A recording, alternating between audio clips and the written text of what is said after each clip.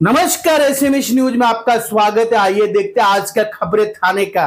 थाने नियोजन भवन में आज एक नई योजना का आरोग्य और शिक्षा विभाग का जो कि एक निधि आयोजना किया गया। श्री मंत्री पालक मंत्री थाने जिले के और शुल्क उत्पादन मंत्री शंभू राजे देसाई के हस्ते किया गया।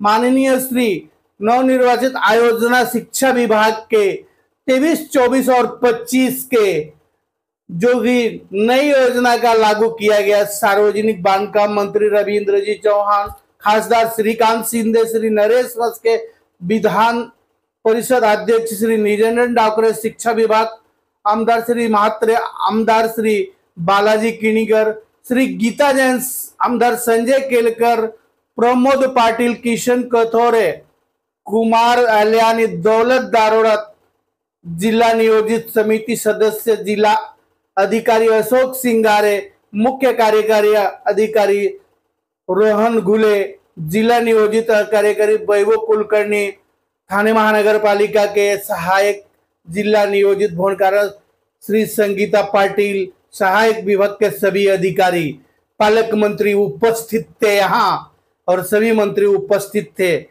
23, 24 और 25 का नियोजित नई योजना का एक लागू किया गया। महाराष्ट्र में के थाने जिला नियोजित भवन में पत्रकार परिषद में मंत्री श्री शंभू राजे देसाई ने पत्रकार परिषद में बताया। एसएमएस न्यूज चैनल को सब्सक्राइब करें और लाइक करें, देखना ना भूलें एसएमएस न्यूज चैनल। आगे आइए देखते विस्तार से खबरें। ठाणे जिल्हा आज ठाणे जिल्हा नियोजन समितीची बैठक संपन्न झाली। सन 2023-24 मधल्या खर्चाचा आढावा आणि सन 24-25 मधल्या जो उपलब्ध नियतव्यय आहे त्या उपलब्ध नियतव्ययाच्या खर्चाचं नियोजन या बाबतीतली प्रामुख्याने चर्चा आजच्या बैठकीमध्ये झाली। माननीय मंत्री महोदय रवींद्र चव्हाण साहेब या बैठकीला होते, खासदार डॉक्टर श्रीकांत शिंदे साहेब, सर्व खासदार मस्के साहेब आणि इतर सर्व माननीय आमदार महोदय या बैठकीमध्ये उपस्थित होते। आपण या वर्षीचं नियोजन जे 24-25चं जो नियतव्यय आहे तो राज्यातल्या दुसऱ्या क्रमांकाचा मोठा नियतव्यय आहे। गतवर्षीपेक्षा जवळपास 200-2.25 कोटी रुपये वाढीव निधी या जिल्हा नियोजन समितीला शासनाकडून उपलब्ध झालेला आहे। त्याच्याबद्दल पालकमंत्री म्हणून माननीय मुख्यमंत्री शिंदे साहेबांचे, फडणवीस साहेबांचे आणि माननीय अजितदादांचे मी पालकमंत्री म्हणून आभार मानतो। अत्यंत काटेकोर नियोजन या वर्षीच्या खर्चाचं आपण केलेलं आहे। 8 ते 10 दिवसामध्ये सर्व लोकप्रतिनिधींच्या प्राधान्यक्रमाच्या आराखड्यामधली जी कामं आहेत त्याच्या बाबतीतल्या याद्या प्राप्त करण्याच्या सूचना मी प्रशासनाला दिलेल्या आहेत। माननीय लोकप्रतिनिधींनाही तशी विनंती केलेली आहे। यावर्षी सरकारनं सगळ्यांच्यासाठी कारण पुढे आचारसंहिता लागण्याची शक्यता असल्यामुळं टेंडर मर्यादा ही शिथिल केलेली आहे। त्यामुळे जी काही शिथिल केलेली टेंडर मर्यादा त्याच्या अधीन राहून याद्या कामांच्या आल्या की त्याच्या प्रमा लगेच देणं, प्रमा दिले की ते टेंडर स्टेजला आणणं आणि टेंडर पूर्ण करून वर्क ऑर्डर ही सगळी प्रक्रिया 1 महिन्या ते 1.5 महिन्याच्या आत पूर्ण करण्याच्या सूचना मी आज प्रशासनाला दिल्यात। तसा निर्णय आजच्या बैठकीमध्ये झालेला आहे।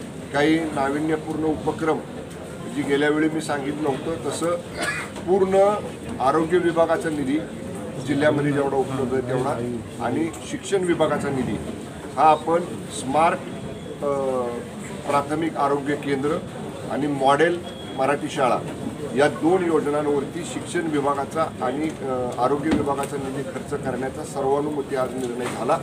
माननीय मुख्यमंत्री एकनाथजी शिंदे साहेबांनी एक अत्यंत चांगलं मॉडेल ते आमच्या सातारा जिल्ह्यासाठी स्मार्ट प्राथमिक आरोग्य केंद्राचं आणि मॉडेल इंग्लिश मीडियम स्कूलचं अप्रूव्ह केलेलं आहे। मी जिल्हाधिकारी ठाण्याला सांगितलेलं की जे माननीय मुख्यमंत्री महोदयांनी अप्रूव्ह केलेलं आहे ते तुम्ही बघा आणि यावर्षी आपण ठाणे जिल्ह्यात सुद्धा ते मॉडेल राबवून प्राथमिक आरोग्य केंद्र, महापालिकांचे दवाखाने, आपला दवाखाना आणि महापालिकेच्या आणि जिल्हा परिषदेच्या अंतर्गत असणाऱ्या मराठी शाळा या अत्याधुनिक करण्याचं एक चांगला कार्यक्रम हातात घेतलेला आहे।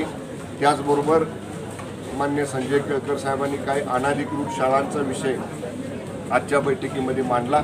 तर मी आज सगळ्या महापालिका आयुक्तांना सूचना दिलेल्या आहेत, जिथं शाळा अनधिकृत असतील, ज्यांना मान्यता शासनाची नसेल, अशा ठिकाणचा तातडीनं ड्राईव्ह घ्या आणि जी काही आपल्याला प्रचलित नियम आहेत त्याच्याप्रमाणे कारवाई करा, हे सुद्धा आपण सांगितलेलं आहे. सर्वच आमदार महोदयांनी जिल्ह्याच्या संदर्भातले प्रश्न उपस्थित केले. खेळीमेळीमध्ये चर्चा झाली आणि निधी मुदतीमध्ये खर्च करण्यात एखादा दुसरा अपवाद आजच्या बैठकीमध्ये झाला की प्रशासकीय मान्यता देऊन सुद्धा टेंडर लवकर होत नाहीत.